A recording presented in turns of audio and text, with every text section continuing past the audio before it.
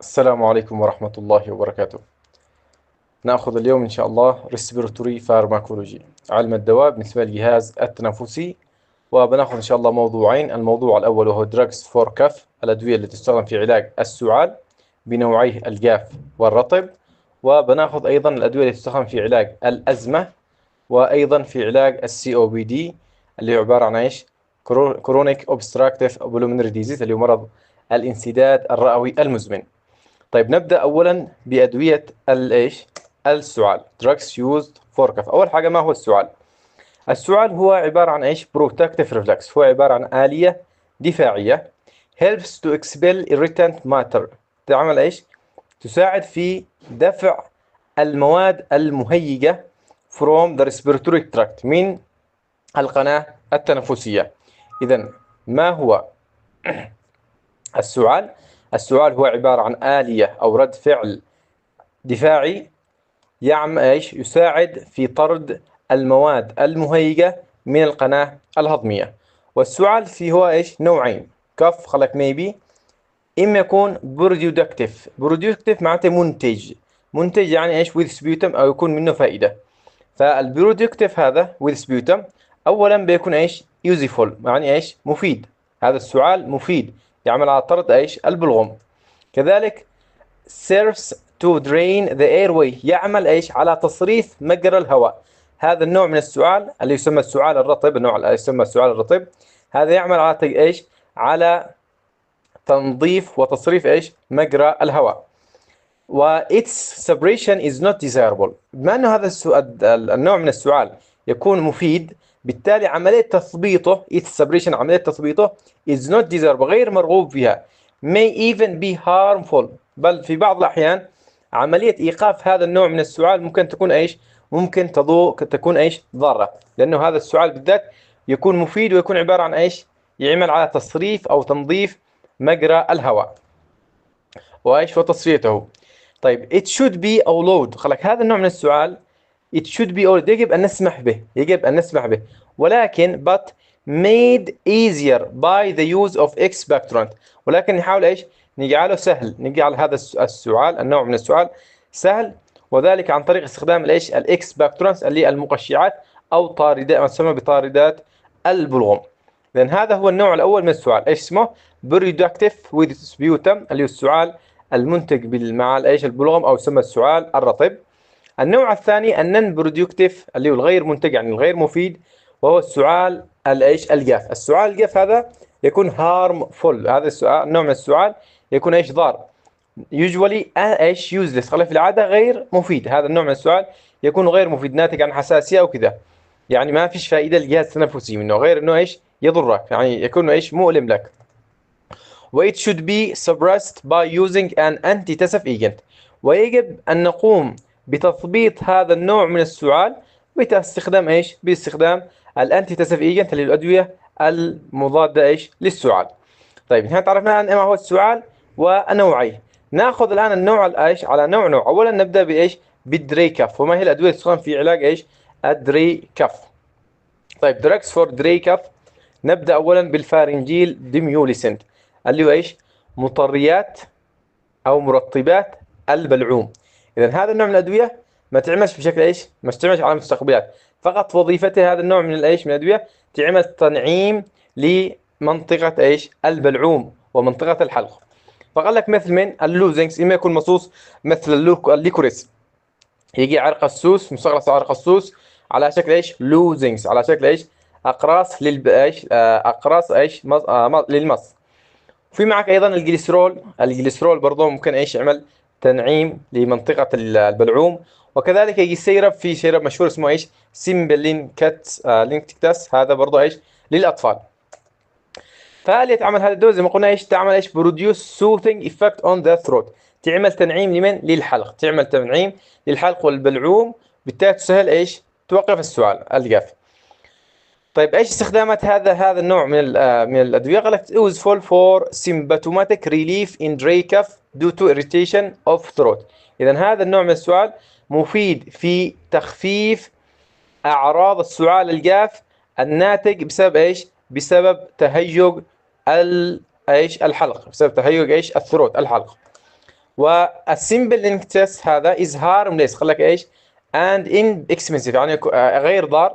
السيمبل لينك تيست هذه المادة او هذا الشروب غير، قال لك ايش harmless يعني غير ضار، ويكون بالعادة ايش inexpensive useful in children، يكون رخيص ويكون فعال ومفيد بدرجة رئيسية للأطفال.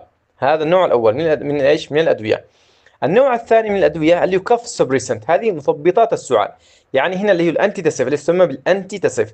فالأنتيتاسيف هذه، فمصطلح أنتيتاسيف هو يقصد به الأدوية اللي بتشتغل على مستقبلات، بتعمل على غلق ايش المستقبلات المسؤولة عن إحداث السعال. بينما المجموعة الأولى كانت فقط ايش تطري أو ترطب ايش مجرى الهواء أو اللي هي الحلق والبلعوم.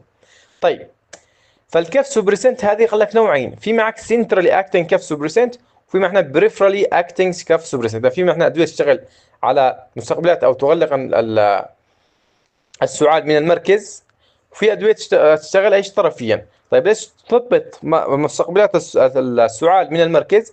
في معك الاوبيويدز ريفيتس، مشتقات الاوبيويدز، مشتقات الافيونات. طيب من هم هذه مشتقات الافيونات؟ هل ممكن المورفين؟ لا، في معنا مشتقات الافيونات مثلا الكودين، الفلوكودين، الديكستروميثورفان، والليفو بروب اوكسيفين، والنسكابين. هذه الادويه اشهر الادويه تستخدم في علاج ايش السعال الجاف، وهي من العائله الافيونيه. آلية عمل هذه الأدوية أنها تعمل على تثبيط inhibiting the cuff center، مركز السعال in the brain، في الدماغ. لأن تعمل على ايش تثبيط مركز السعال في الدماغ، وهذا بيؤدي إلى ايش increase the threshold for coughing. يعني ايش increase the threshold for coughing؟ يعني تزيد العتبة. يعني نحن في العادة عشان تحصل عشان تحصل السعلة لازم مركز الدماغ يتحفز بواسطة هذه ايش الريتنشن المواد المائية بدرجة معينة. فالآن احنا ايش بتعمل الأدوية؟ تزيد الثريشولد. يعني مثلا إذا كان الأصل إذا في مثلا 80 مادة محفزة، 80% من المادة المحفزة ممكن يحصل ايش؟ ممكن يحصل سعال. لا، هذه مثلا ترفع إلى 90 بحيث ايش تأخر، ما تسمحش للمواد البسيطة بإحداث ايش السعال. هذه من آلية عمل الأوبيوس، تغلق مستقبلات ايش او تعمل على تثبيط مركز السعال في الدماغ عن طريق زيادة الثيرشود او العتبة للسعال. طيب، ايش استخدامات هذه الادويه كامل؟ قد نستخدم في الدريكف. هذه الادويه كامل تستخدم بدرجه رئيسيه في الدريكف، في حاله الدريكف، وليس في حاله ايش السعال الرطب.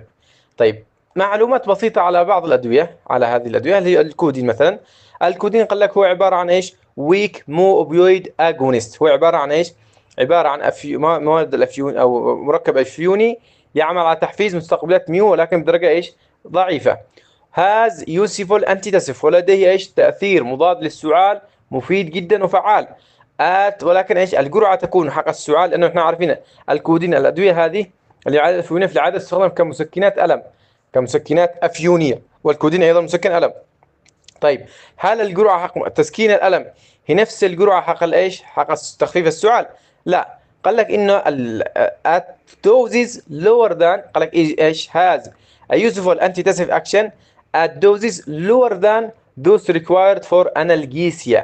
يعني انه ايش الجرعه التي يتطلب من الكودين لاحداث تثبيط للسعال هي اقل بكثير من الجرعه التي المتطلبه لايش لاحداث تاثير المسكن. بالتالي الجرعه الخاصه بالايش بالسعال لكي لما ناخذ الكودين بجرعه ناخذ والغرض منه كايقاف السعال تكون الجرعه اقل من الجرعه الخاصه بتسكين الالم.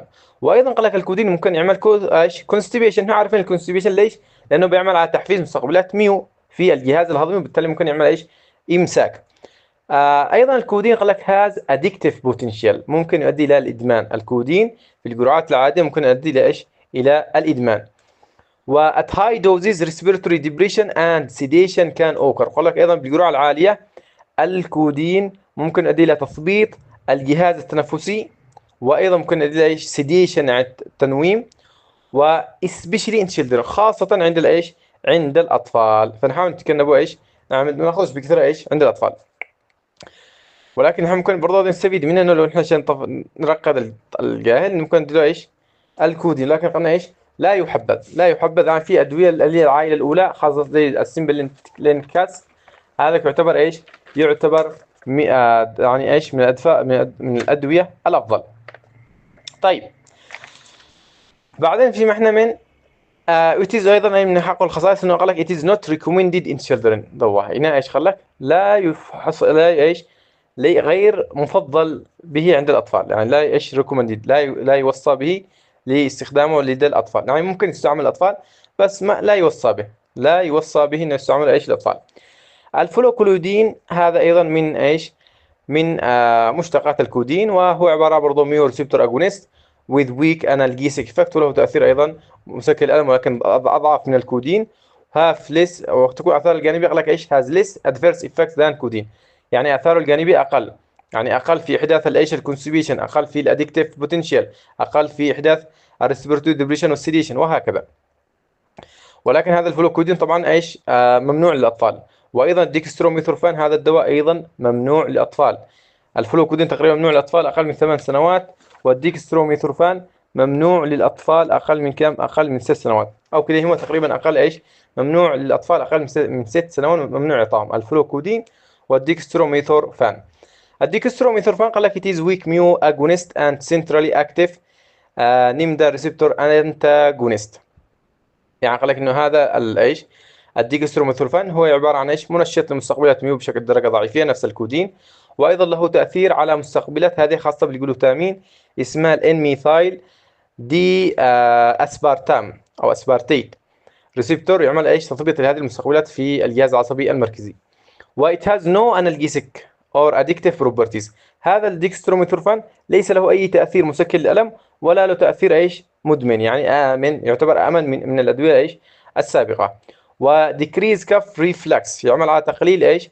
السعال، ولكن اليته ايش؟ غير موضحه بشكل ايش؟ واضح. الآلية غير واضحة. less adverse effects than كودين، أقل بآثار جانبية من الكودين. وإتكوان كوس هالوسينيشن، ممكن يعمل إيش؟ هلوسة في الجرعة العالية، وممكن أيضا يعمل significant abuse potential، ولكن وأيضا بسبب تأثير الهلوسة هذا إنه قلنا إيش؟ ما لهش تأثير إدماني، ما لهش خصائص إدمانية، لكن ممكن الأشخاص يستعملوه استعمال إيش؟ خاطئ، فتغلق هذا significant abuse potential، يعني ممكن يستعملوه بشكل خاطئ لدرجة كبيرة جدا، يعني لإحداث هذه الهلوسينيشن والأشخاص الذي يعني إيش الذي يخدروا إيش وحشوا. لكنه هل له تأثير ديبندنس؟ يعني فعلا لا. طيب البريفرالي اكتنج كوف، الآن احنا أخذنا السنترالي، الكودين شلته اللي الأوبيويد إيش؟ الأوبيويد أجونست. البريفرالي اكتنج كوف سبريسنت مثبطات مركز السعال أو مثبطات السعال طرفيا، في معها دواء واحد اسمه البنزوناتيت. هذا البنزوناتيت يأخذ كايش؟ هو عبارة عن لوكال انستيتيك، عبارة عن مخدر موضعي. ايش يعمل؟ works by unceasing stretch receptor. كيف يعمل طرفيا؟ يعمل عن طريق تخدير المستقبلات حق الشد، المستقبلات حق الشد الموجودة في الجهاز ايش؟ في مجرى الهواء والرئتين، وبالتالي يقلل من ايش؟ من السعال، بالتالي يقلل ايش؟ من السعال. هذا ايش؟ البريفرالي اكتنج كف ريسبرسنت. بكده نكون انتهينا من ايش؟ من السعال الجاف. طيب ندخل على السعال من الرطب. drugs for productive كف. طيب السعال الرطب قلنا احنا ما نشتيش نثبطه، في السعال الرطب ما نشتيش احنا ايش؟ نثبطه، انه هذا النوع من السعال هو ايش؟ مفيد ويعمل على اخراج البلغم، بس نحن نحاول ايش؟ نحسن ونسهل من عملية ايش؟ خروج هذه ايش؟ هذا البلغم وتسهيل من هذه ايش؟ السعال. فنعطي اما ميوكولايتكس، ادوية تعمل تحليل لمن؟ تحل الايش؟ البلغم. مثلا هو البلغم هذا اللي يخرج في العاده لما تكون السعال الرطب لما يكون قوي، بسبب انه البلغم يكون متمسك، يكون مره. البلغم هو عباره عن ماده مخاطيه، عباره عن ماده مخاطيه تكون ايش؟ مشدوده بشكل كبير. فالان احنا نحاول نفعل ايش؟ ندي ميوكول يعني محلله نخفف من اللزوجه حق هذه المواد. فبنستخدم ايش؟ الادويه هذه الذي ميوكولاكس تعمل تقليل للفيسكوسيتي اوف سبيوتم، تعمل تقليل لزوجه السبيوتم ايش؟ البلغم او اللي هي الماده المخاطيه هذه. طيب ايش الادويه؟ اول مجموعه من الادويه في معناها الان اسيتايل سيستين، واحفظوا هذا الان اسيتايل سيستين هذا هو الترياق حق الباراسيتامول. اذا شخص اتسمم بالباراسيتامول فالترياق حقه الان اسيتايل سيستين، اخذناه بكميه دوائيه واحد، وبناخذه ايضا ايش؟ بعلم الدواء تقريبا 3 أو 4. طيب الان اسيتايل سيستين والكاربوسيستين والميثايل سيستين and الإردوستين. هذم الأدوية الأربعة كيف يعملوا على تقليل لزوجة السبيوتم؟ شوف ايش قال لك يعملوا فتح للرابطة ثنائية الكبريت الموجودة في المادة المخاطية، بالتالي يقللوا حقول ايش اللزوجة. يعني شوف المادة، تخيل المادة المخاطية هذا عبارة عن خيوط مرتبطة، خيوط يعني خيط جنب خيط جنب خيط، مرتبطة بايش؟ برابطة ثنائية ايش؟ الرابطة ثنائية الكبريت.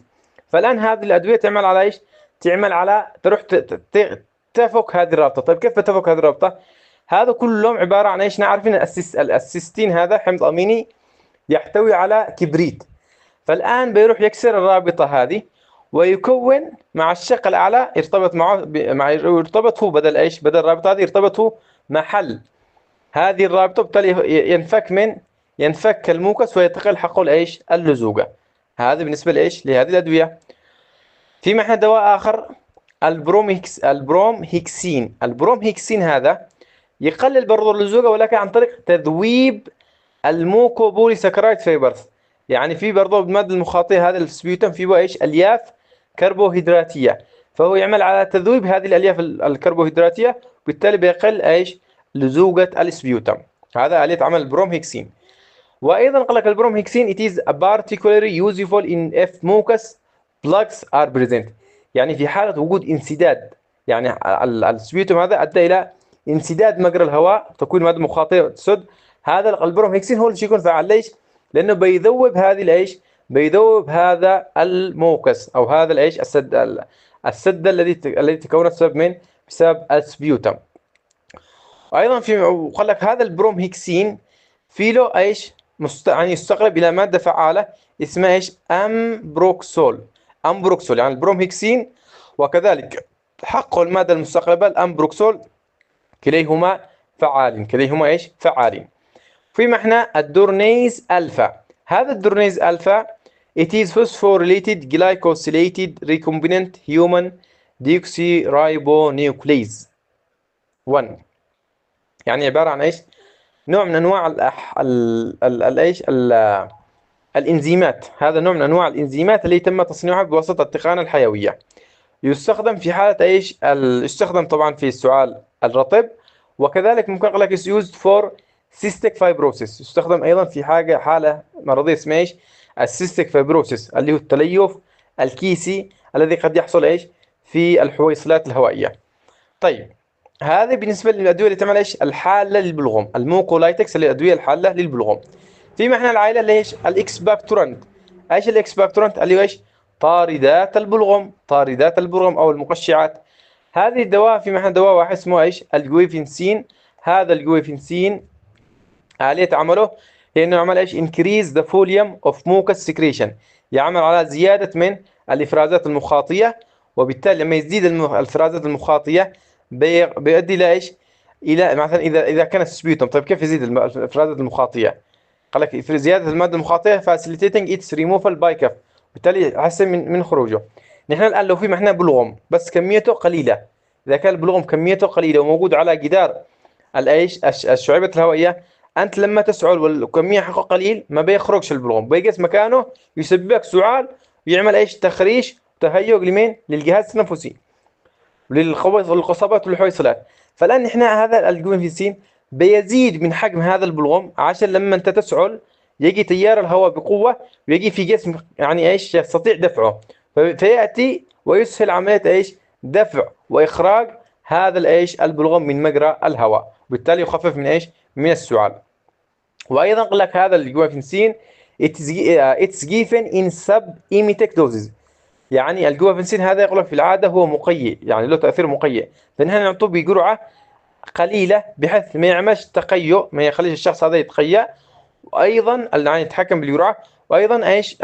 نخلي الجرعه هذه التي ايش؟ قد تؤدي الى gastric irritation may stimulate قال لك يعني increase in mucus clearance فيها ريفلكس ميكانيزم. يعني انه ايش؟ في العاده الجوافنسين في له جرعه محدده تكون اكسباكتورانت، لو زاد الجرعه شويه يكون هذا له تاثير قوي، فتاثير هذا القوي يؤدي الى ايش؟ الى تهيج في الجهاز او في المعده، تهيج في المعده والذي يؤدي إلى إيش؟ إلى قي. وبالتالي إحنا إيش نخفف الجرعة. وين قال لك بعدين؟ قال لك إيش؟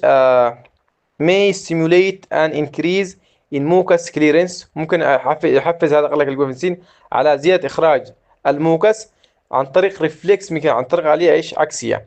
طيب آثاره الجانبية: نوسيا، دراوزنس. نوسيا اللي هو غثيان، دراوزنس غثيان، لأنه قلنا هو إيش؟ الدواء هذا في الجرعة العالية ممكن يقيء، فبالجرعة القليلة ممكن يؤدي إيش؟ غثيان. وممكن يفعل دراوزنس، نعاس. فوميتنج، تقيؤ في الجرعة العالية. اونلي ات هاي دوز، اقول لك الفوميتنج فقط في الجرعة العالية. طيب الاوذر اكسبكتورنت ايضا في معنا يعني طاردات البلغم كثيرة او مقشعات كثيرة للبلغم، مثل الامونيوم كلورايد والتربين هيدريت. طيب بكذا نكون انتهينا من الادوية الخاصة بالسعال. ندخل بالجزء الثاني من هذه المحاضرة، وهو ايش؟ الادوية الخاصة بالازمة والكرونيك اوبستراكتيف بلمونري ديزيز. طيب الادوية اللي تستخدم في علاج الازمة وانسداد الرئوي المزمن، قال لك اولا لازم ناخذ الآلية. ايش الآلية اللي تؤدي الى تضيق الشعيبة الهوائية وحدوث الازمة والسي او بي دي؟ قال لك بناخذ ايش؟ كونسبيشوال موديل، يعني نموذج كذا فهمي لايش الذي ليش للاميونو باثوجنوسيس، يعني الآلية المرضية المناعية التي تؤدي الى الازمة المناعية. ركز على كلمة اميونو، يعني انه ايش؟ في اجسام مناعية تدخل في ايش؟ وتسبب في الازمة، في حدوث الازمة. طيب قال لك اكسبوشر تو الرجين. طبعا الالرجين هو المادة، اي مادة تسبب حساسية نسميها الالرجين. فالان قال لك انت لما يتعرض جسمك للالرجين، هذا الالرجين المادة التي تعمل حساسية causes synthesis of immunoglobulin E، يعمل على تحفيز من تصنيع الاميونوجلوبولين E which binds to mast cells. وهذا الاميونوجلوبولين يروح يرتبط، يتم تصنيعه في اول مرة، اول ما تعرض للالرجين اول خطوة، هذا بيؤدي الى ايش؟ الى انه الاميونوجلوبولين يصنع ويروح يرتبط بالماست سيلز، بالخلايا الصارية الموجودة فين؟ الموجودة في الاير واي موكوسا، الموجودة في الغشاء المخاطي في مجاري الهواء. فالآن الأنتيجين تكون، الآن الإميونوجلوبولين تكون في المستقبل على الماست سيل. الآن لما يجي الألرجين مرة ثانية، قال لك اون ري اكسبوجر تو ألرجين، لما تحصل ايش؟ مرة ثانية تتعرض للألرجين، المادة هذه الحساسية، ترتبط الألرجين مع الإميونوجلوبولين الموجودة على الماست سيلز اللي صنع بالخطوة الأولى، بالتالي تكون معنا حاجة اسمها أنتيجين antibody interaction on mast cells surfaces. هذا الآن الكومبلكس من الأنتيجين مع الأنتيبوديز triggers release of mediators، يقوم يحفز إطلاق الإيش؟ الميدياتورز، اللي هو النواقل أو الإيش؟ الوسائط التي تؤدي إلى إيش؟ of anaphylaxis، تؤدي إلى من؟ إلى الحساسية. طيب إيش العوامل أو الوسائط التي تؤدي إلى الحساسية؟ في معنا رقم واحد الهيستامين، التريبتيز، البروستاجلاندين D2، الليوكوتريين C4 and platelet activating factor. هذه العوامل الخمسة هي المسؤولة عن إحداث إيش؟ عن إحداث الحساسية. قال لك these agents provoke contraction of airway smooth muscle immediate phase، يعني في الطور الإيميديت السريع، أول طور هذا بتتنشط هذه الخمس العوامل، وتؤدي إلى إيش؟ إلى تحفيز انقباضات في العضلات الملساء حق مجرى الهواء، واللي بيؤدي إلى إيش؟ للأزمة والسي أو بي دي، أو الأزمة بشكل إيش رئيسي نحن حاليا. طيب ري اكسبوجر تو الرجين، أنا قلنا لما نعيد التعرض للألرجين also causes إيش؟ the synthesis and release of a variety of cytokines. أيضا قال لك لما يحصل إيش؟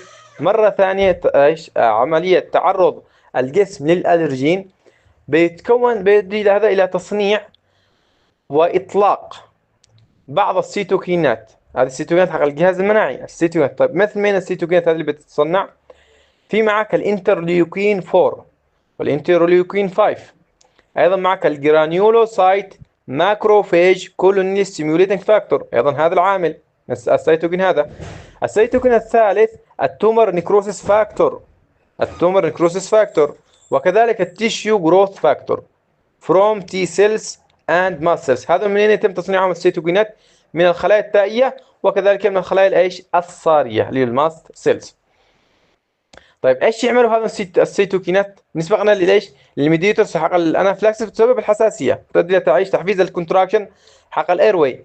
لكن هؤلاء السيتوكينات قال لك بدورها تعمل اتراكت تهاجم and activate eosinophils and neutrophils، لأن تعمل على مهاجمة خلايا الدم البيضاء من النوع الحامضية الإيزينوفيل، وكذلك النيوتروفيل المتعادلة، والتي بدورها تهوز برودكتس وتنتج ايش؟ الذي قال لك هوز برودكتس انكلود، والتي تتضمن منتجاتها ايزينوفيل كاتايونيك بروتين. يعني الآن بسبب مهاجمة هذه ايش الخلايا بيتكون معنا مركبات اللي الايزينوفيل كاتيونيك بروتين والميجر بيسك بروتين والبروتيز والبليتلت اكتيفيتنج فاكتور، وهذا كلهم ايش؟ هذه الوسائط الان بتتكون بتروح تؤدي الى ايديما. الى ايديما ايش؟ ايديما اللي هي ايش؟ وجود تورم بسبب الماء، زياده في الماء او الدماء. موكس هايبر سكريشن، فرط في اطلاق الموكس عشان ايش؟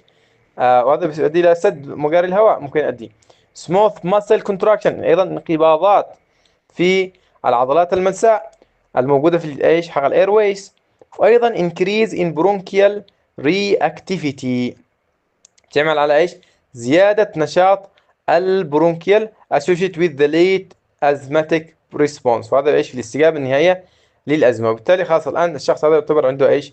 عنده ازمه. هذه الآلية البسيطه، وهذه الميديتورز الذي ادت الى ايش؟ اغلب الميديتورز الذي ادت الى تكون الأزمة. فالآن احنا الأدوية اللي بنستهدف، الأدوية حق احنا إما بتكون برونكو دايليتورز، يعني تفعل توسيع، ما ليش دخل بهذه ايش الميديتورز. الميديتورز هذه كلها مثلا تؤدي لايش في الأخير؟ هذه تؤدي لايش؟ كونتراكشن حق السموث مسل، وهذه بتؤدي إلى كونتراكشن. فاحنا في محل أدوية تعمل ايش؟ ريلاكسيشن.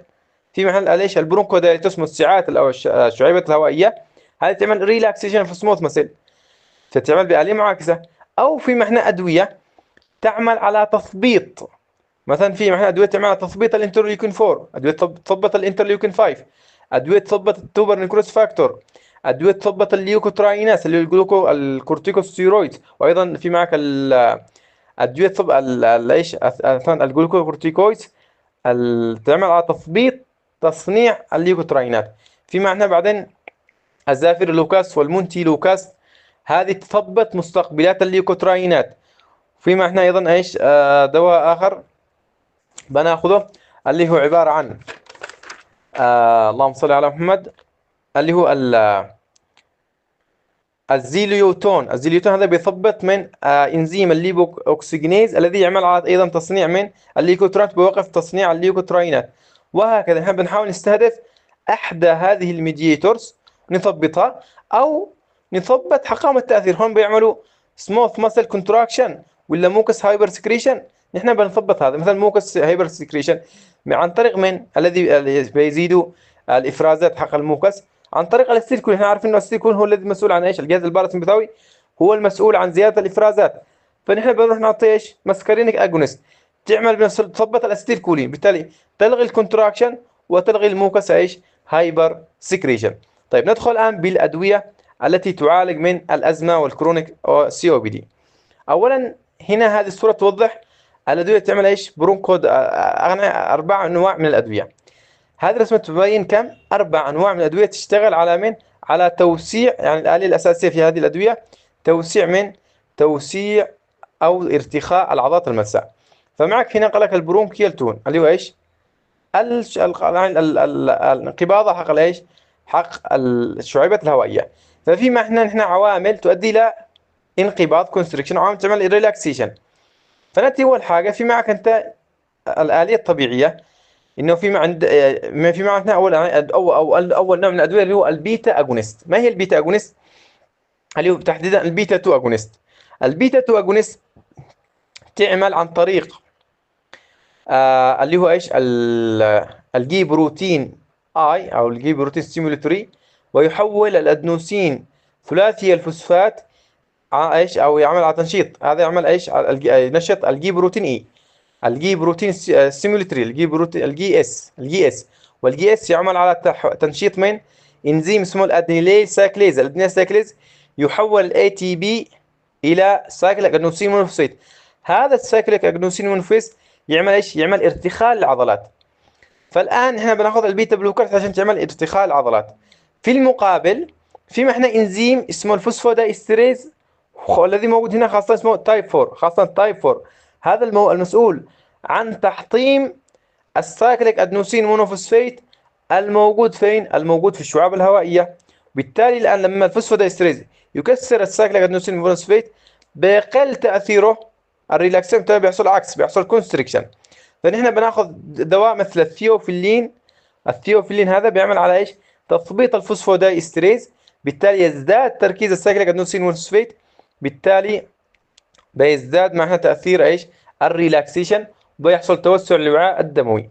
فاذا الدواء الثاني هو الثيوفيلين. الادويه الاولى بيتا اجونست، الدواء الثاني ثيوفيلين. ايضا الثيوفيلين له اليه اخرى هنا، لو لاحظنا ان الثيوفيلين يروح يعمل ايش؟ ادنوسين انتاجونست، يثبط مستقبلات الادنوسين. ها معنى الادنوسين هذا يعمل على تضييق ايش؟ يحفز على ايش؟ الكونستريكشن، يحفز تضيق الشعيبات الهوائيه. فالثيوفيلين يروح يثبط مستقبلاته، وبالتالي يمنع تضيق ايش؟ الشعيبات الهوائيه. في معنى ايضا المسكرينيك اجونست انتاجونست، مثبطات مستقبلات المسكرين. احنا عارفين انه الاسيتيل كولين تبع الجهاز الباراسمبثاوي اللي هو الناقل الاساسي في الجهاز الباراسمبثاوي، يروح ايش يعمل؟ يروح يعمل كونتراكشن، يحفز الكونتراكشن حق المين؟ حق البرونكيال مصل، سموث مصل. بالتالي ايش؟ يؤدي الى ايش؟ برونكو كونستريكشن، تضيق الشعيبات الهوائيه، بالتالي بيؤدي للازمه. فالان المسكرينيك انتاجونست تروح تثبط مستقبلات الاسيتيل كولين، بالتالي بتمنع تضيق الشعيبات الهوائيه، وكذلك اللي قلنا ايش فوق، بتمنع الموكس هايبر سكريشن، بتمنع الموكس هايبر سكريشن. في معنا ايضا الليوكوتراين انتاجونست، هذه بتروح ايش قلنا؟ تثبط الليوكوتراينز، والليوكوتراينز هذه كثير. ممكن الجلوكوكورتيكوز نقول ايش؟ تثبط تصنيع الليوكوتراينز من المصدر. وفي معنا من الزافير ايش؟ الزيليوتون يمنع تصنيع الليوكوتراينز عن طريق تثبيط انزيم اللوكس. وفي معنا المونتي لوكاس والزافير لوكاس تعمل على تثبيط مستقبلات الليوكوتراينز رأسا. طيب الآن نأتي نأخذ على مجموعة دوائية. أول مجموعة دوائية هي إيش؟ البرونكودايليتورز، الموسعات الوعائية. والموسعات الوعائية تندرج تحت ثلاث تقريبا عوائل. فأول موسعات وعائية هي البيتا 2 ادرينرجيك اجونست، محفزات مستقبلات الادرينالية رقم 2. هذه تعطى عن طريق ايش؟ الانهاليشن، عن طريق ايش؟ الاستنشاق. وهذه الادويه قد اخذناها في علم دواء واحد بالتفصيل، والاليه حقيقيه بالتفصيل في علم دواء ايش؟ واحد. ناتي هنا ايش؟ للمراجعه بشكل بسيط. قلنا وحاليا ايش شرحناها بالرسم، انه بتعمل على تحفيز الادينيل سايكليز، والذي بيؤدي الى زياده السايكليك ادنوسين مونوفوسفيت، والذي بيؤدي الى ايش؟ الى توسيع الشعاب الهوائيه. وايضا لها دور هذه البيتا 2 اجونست، لها دور انه تعمل تثبيط اطلاق الميدياتورز فروم ماس سيلز، يعني تثبت اطلاق. شفنا في الشريحه السابقه قلنا انه في بالباثوفيسيولوجيا حق الازمه، قلنا انه الماس سيلز تقوم باطلاق الهيستامين والتريبتيز، وهذه الايش؟ المواد التي تؤدي الى الحساسيه والايش؟ والازمه. فالان هذه ايش البيتا 2 هذه بتعمل استابلايزنج، بتعمل ايش؟ يعني تروح للماس سيلز تعمل ايش؟ تمنع، تخليه مستقره، تمنع انه تمنعها من اطلاق ايش؟ النواقل العصبيه او الوسائط الموجوده داخلها، وبالتالي تمنع حدوث الايش؟ البرونكوسبازم، تمنع حدوث البرونكوسبازم. اذا تمنع، تقوم بتثبيط اطلاق الوسائط التي الموجوده في الماس سيلز المسؤوله عن ايش؟ عن تضيق الايش؟ عن تضيق اللي هو البرونكوسبازم، تضيق الشعيبات الهوائيه. اذا تمنع اطلاق الميدياتورز التي تعمل برونكو سبازم من الماس سيلز. طيب ايش هذه الادويه؟ قال لك هذه الادويه قسمت على حسب حقها الايش؟ حقها الديوريشن اوف اكشن. في معك الشورت اكت، او على حسب الفعل متى تبدا تشتغل. في معك شورت اكتنج بيتا 2 اجونست. الشورت اكتنج السبا تسمى بالسبا اختصارا، الاس شورت، والاي اكتنج، والبي بيتا، والاي ادنرجيك اجونست. فهذه السبا، هذه الادويه سريعة المفعول ولكن تستمر لفترة قصيرة. زي من يمثلها دواء الالبيوترول، او اسمه الاخر السالبيوتامول. في معك التربيوتالين، الليفال بيوترول، اند الميتا بروترينول. هذه الادوية بروموت انست، يعني سريعة المفعول. هذه ادوية ايش؟ مفعولها سريع جدا، بالتالي سميناها ايش؟ شورت اكتنج. في ادوية اطول شوية منها، اللونج اكتنج، هذه طويلة المفعول، مثل أسمى طبعا اختصار لبا لونج اكتنج بيتا اجونست، الفورميترول والار فورميترول والسالميترول. هذا أدوية ايش تشتغل لفترة طويلة. في معنى أدوية very long acting بيتا اجونست، very long يعني او الترا لونج، هذه يعني ايش طويلة المفعول بشكل كبير جدا، يعني ممكن تستمر حق المفعول يومين ثلاث، مثل إندا كاتيرول والأولو داتيرول والفيلانتيرول والبام بيوتيرول. هذا الدواء لكنها ايش خلاك سلو انست، صح انه بتشتغل لفترة طويلة جدا، لكن بداية مفعوله يتأخر، ما تشتغل ساعة، تتأخر عن ممكن ايش مفعوله يبدأ بعد ساعة. هذه مفعوله سريع جدا، هذه الأدوية النوع المجموعة الأولى مفعوله سريع جدا شورت اكتنج. اللونج اكتنج شوف نحن ما كتبناش قدامه ليش؟ لأنه بعض منها يبدأ متأخر، بعض منها يبدأ بدري. فمثلا الفورميترول هذا الدواء الوحيد من اللونج اكتنج الذي ممكن احنا نستعمله ايش في حالة الأكيوت أزمة، في حالة من الأكيوت أزمة، يعني شخص عنده الآن أزمة حادة عشان تخفيف سريع ممكن يستخدم الفورميترول، لأن الفورميترول يشتغل برضه إيش صح إنه لو يشتغل فترة طويلة ولكن برضه يبدأ حقه الأنست بسريع جدا. طيب فاستخداماتهم قلنا الشورت أكتنج بيتا 2 أجونست يستخدم في الأزمة أكيوت أتاك ريليف، إذا لإيش لتخفيف الهجمة الحادة أو يعني إيش حدوث النوبة الحادة في الأزمة. الالبيترول وهو ايش خلق الدواء دراج اوف تشويس، يعني افضل دواء او الفيرست لاين او افضل دواء هو ايش الالبيترول اللي هو الاسم الثاني حقه سل بيوتامول، وكل الادويه هذه ولكن افضل واحد الالبيترول. وكذلك قلنا ممكن نستعمل الفورميترول برضه ممكن نستعمله ايش في حاله الاكيوت اتاك الفورميترول. اللونج اكتنج والفري لونج اكتنج، اللونج مع الفري هذا ايش يستخدموا اونلي وذ كورتيكوستيرويد فقط، ما تستخدمش لوحدها، ما عدا قلنا الفورميترول ممكن يستخدم لوحده في هنا. هذا يستخدموا اما مع الكورتيكوستيرويدز، يستخدموا اولا لا يستخدموا وحيدا، انما يستخدموا مع الكورتيكوستيرويدز للوقايه من الازمه. اذا يستخدموا مع الجلوكوكورتيك مع في الوقايه من الازمه يستخدموا ايش لوحدهم. لكن في السي او بي دي يا اما نستخدمهم لوحدهم او نستخدمهم مخلوطين مع من مع الانتي ماسكارينيك، نستخدمهم مع من مع الانتي ماسكارينيك في علاج من السي او بي دي. كذلك طبعا الشورت اكتنج ممكن نستعملهم في السي او بي دي، احنا كتبنا هنا مكتوب ازمه فقط، برضه الشورت اكتنج ممكن نستخدمهم في علاج ايش السي او بي دي، ولكن الاكثر شيوعا في السي او بي دي اللي هو الانتي ماسكارينيك يجي مخلوط مع من مع اللونج اكتنج. طيب اثار الجانبيه حق البيتا 2 اجونست برضه نفس اللي اخذناه بالترم الاول بالتفصيل. المسل تريمر شرحنا اليته انه لو زادت الجرعه ممكن يروح تحفيز مستقبلات بيتا 2 الموجوده في العضلات الهيكليه ويعمل ايش ترايمر. التاكارديا لانه قلنا ايش في لما تزيد الجرعه بيروح يطبق ايش هذه الادويه قلنا ايش سيلكتيف، كلمه سيلكتيف لا تعني انه بيروح يطبق يعني فقط يشتغل على بيتا 2، لا اذا زادت الجرعه ممكن برضه يروح يحفز مستقبلات بيتا 1 الموجوده في القلب يعمل تاكارديا.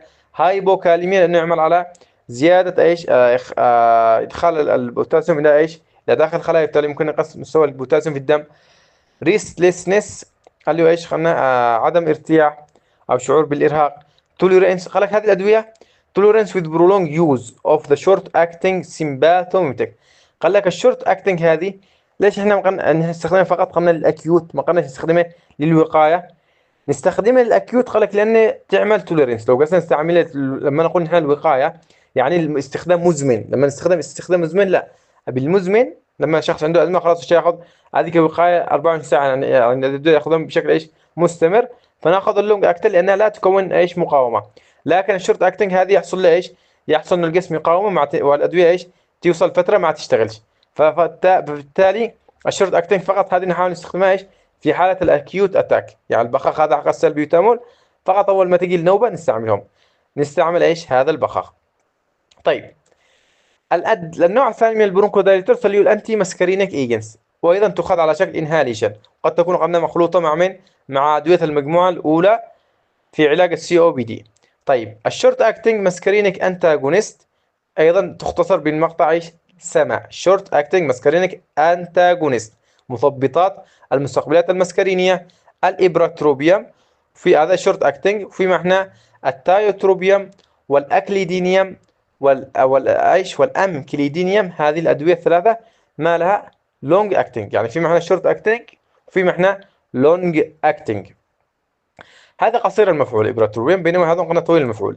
طيب ايش آلية عملهم؟ آلية عمل نفس الخبر، بيقوموا ايش؟ مسكرينك انتاجونست كومبتيتيفلي inhibit the action of acetylcholine at muscarinic receptors. اذا هذه الادويه قال لك كما اخذنا في عنده واحد انها بتعمل على تثبيط مستقبلات الاسيتيل كولين المسكرينيه بشكل ايش؟ كومبتيتيفلي، بشكل ايش؟ تنافسي، وبالتالي تؤدي الى ايش؟ الى توسيع الشعاب الهوائيه، برونكو دايليتيشن. طيب ايش استخداماتهم؟ قال لك بالنسبه للابراتروبيوم والتايوتروبيوم والاكليدينيوم والاميكليدينيوم، هذول الاربعه ممكن نستعملهم ايش؟ في السي او بي دي. في السي او بي دي ممكن نستخدمهم كامل، في السي او بي دي نستخدمهم كامل. في الازمه فقط الابراتروبيوم والتايوتروبيوم اللي ممكن نستخدمهم في علاج من الازمه. ايضا هذه الادويه درسنا في الترم الاول استعمال لهم اللي هو ايش؟ رينوريا. رينوريا اللي الشخص عندهم ايش؟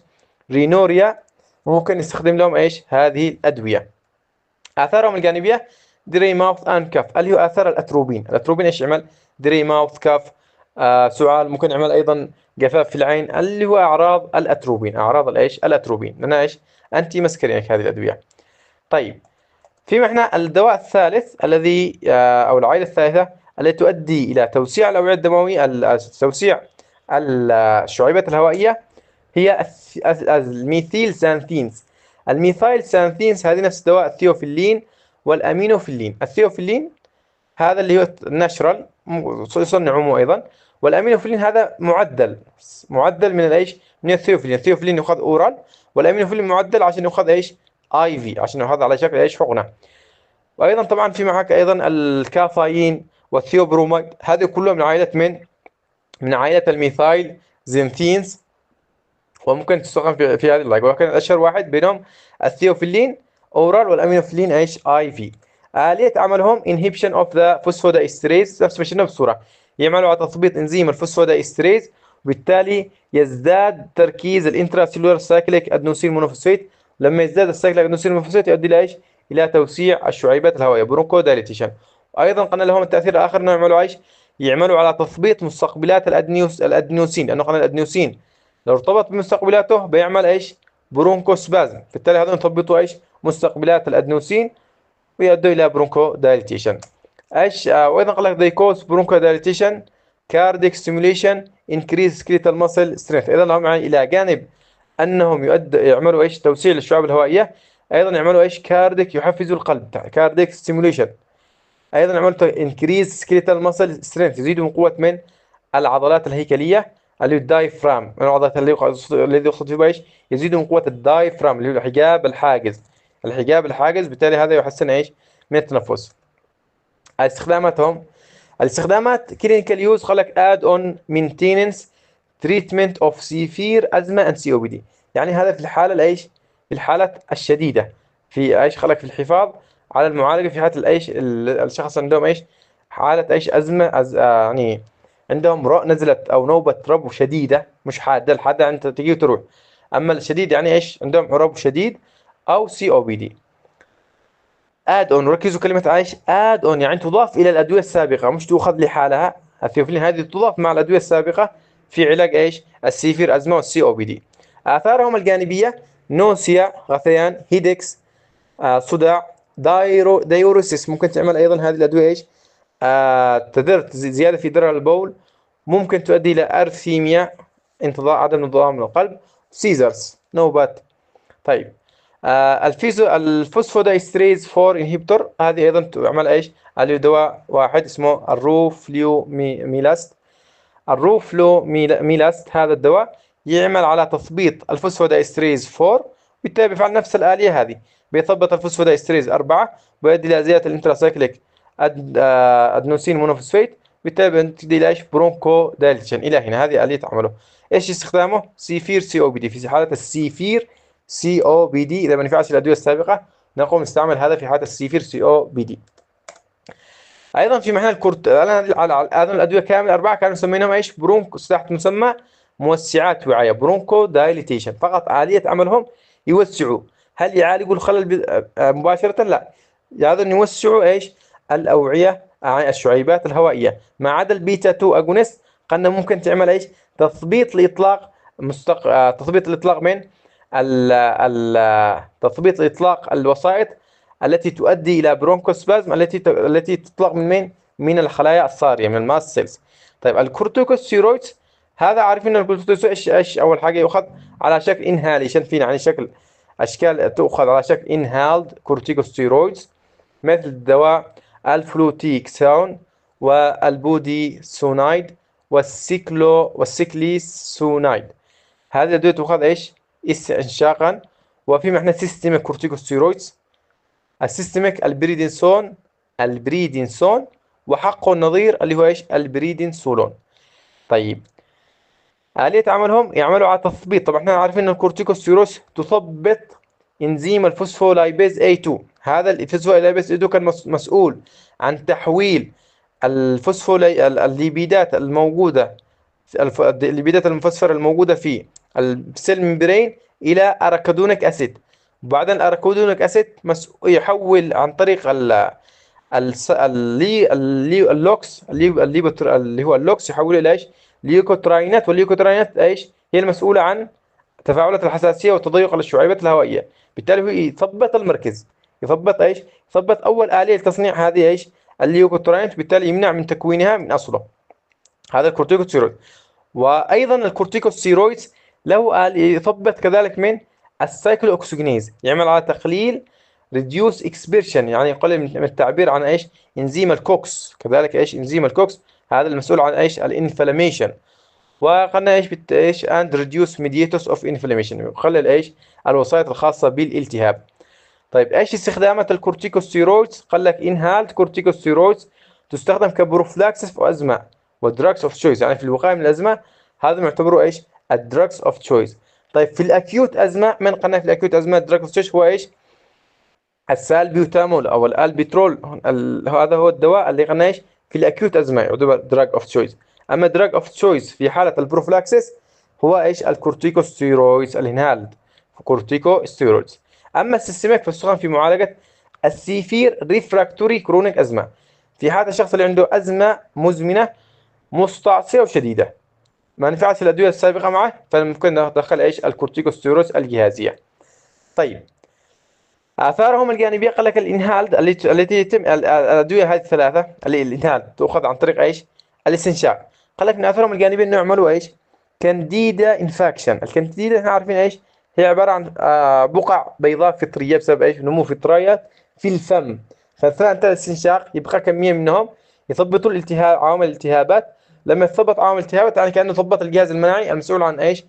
منع هذه الفطريات من النمو في الفم، فينمو في الفم هذه الفطريات. ويؤدي ايضا الى فوكال كورد تشينك، ممكن يؤدي الى تغير في نبرات الصوت. فعلشان نتجنب هذا الشيء، الشخص الذي بتعطيه دواء كورتيكوستيرويدز انهالد على شكل استنشاق، قل له بعد ما تاخذ الدواء مباشره يعني افعل البقاء حقك، بعدها يتمضمض وترش، يعني يتمضمض ايش؟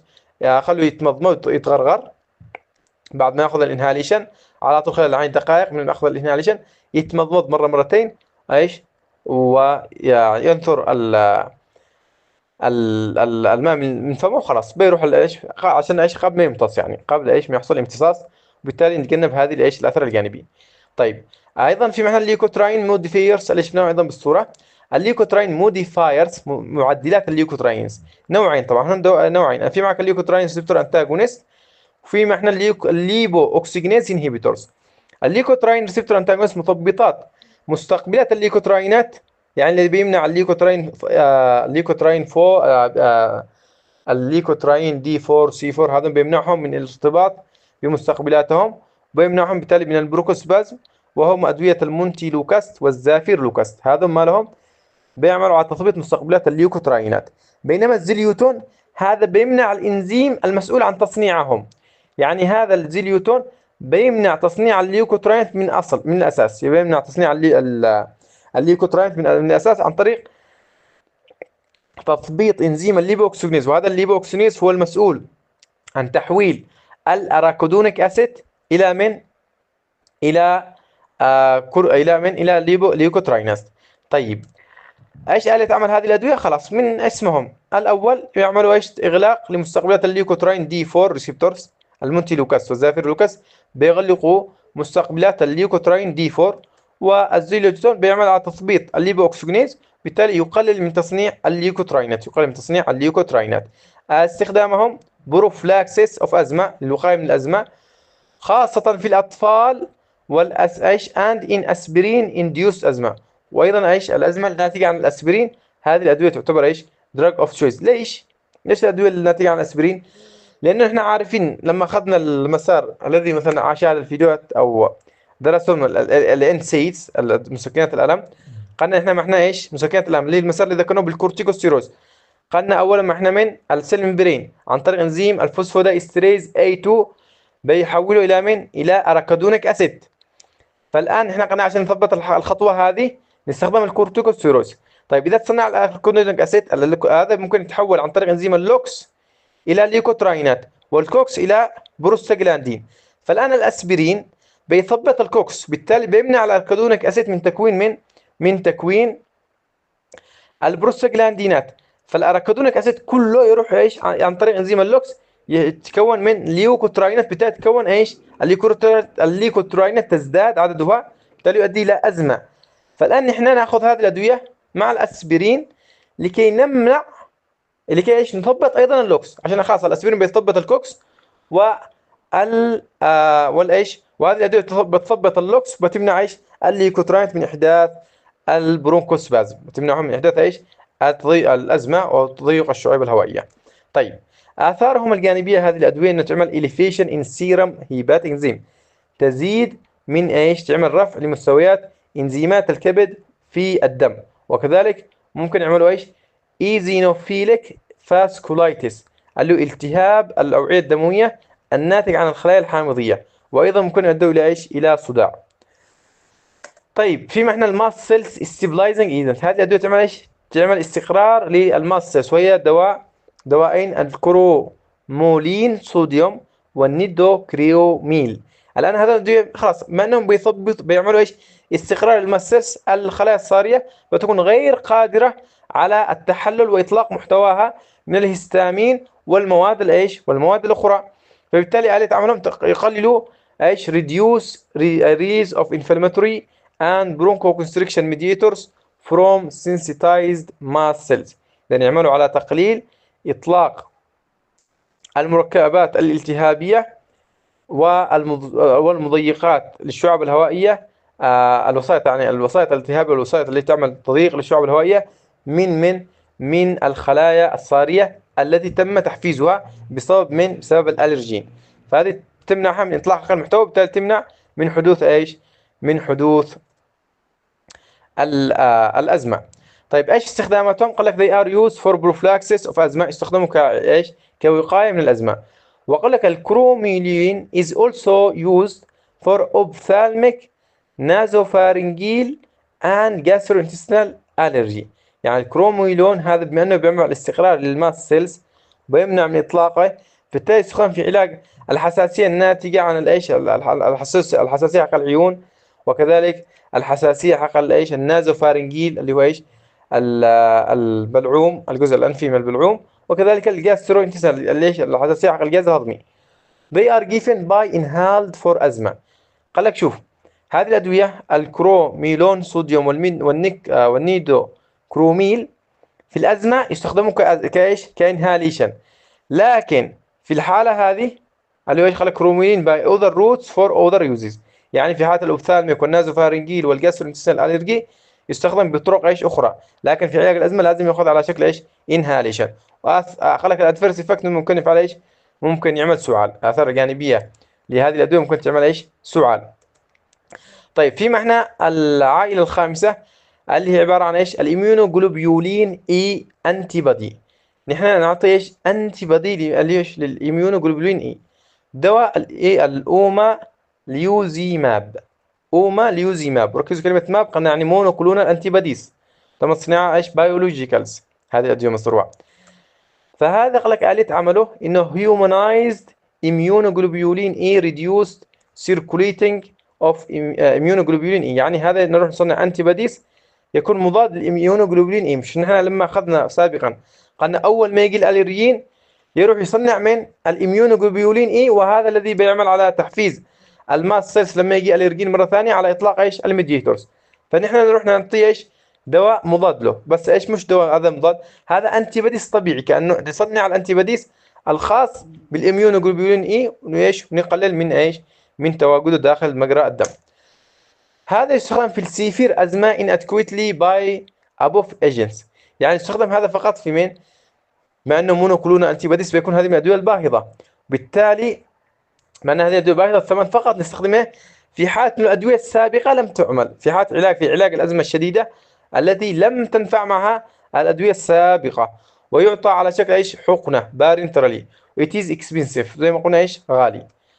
آثاره الجانبية قال لك لما نعطي الحقنة injection site مكان الحقنة يحصل به إيش حساسية الرياكشن، يحصل إيش injection site reaction، تفاعل في منطقة الحقنة ممكن يؤدي إلى إيش إلى أزمة بسبب أنك تتدخل أنتي بدي من خارج الجسم، فممكن إيش الجسم يعتبره أنتيجين ويعمل عليه أجسام مضادة ممكن تؤدي، ولكن قال لك هذا الأنافلاكسس extremely rare، عادة يكون إيش نادرا ما يحصل إيش هذه الحساسية. طيب آخر أدوية اللي هو أنتي انترليوكين 5 باثوي أنتي بوديز and other أنتي بوديز.